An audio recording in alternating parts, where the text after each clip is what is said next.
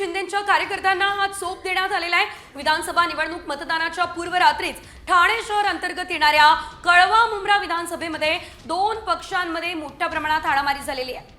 तर शिवसेना शिंदे आणि राष्ट्रवादी शरद पवार गट या दोन्ही गटांमध्ये ही हाणामारी झाल्याचं कळतंय।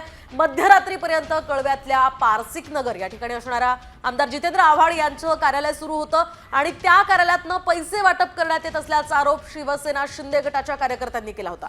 याच कारणामुळे खरं तर शिवसेना शिंदे गटाचे कार्यकर्ते हे जितेंद्र आव्हाड यांच्या कार्यालयामध्ये दाखल झाले आणि कार्यकर्त्यांना जाब विचारलेला आहे। अधिकची अपडेट घेऊयात आमचे प्रतिनिधी विकास काटे यांच्याकडून। विकास, नेमकं काय घडलेलं आहे? यावेळेस हाणामारी झालेली असल्याचं कळतंय। ठाण्यामध्ये कळवा आणि मुंब्रा हा जो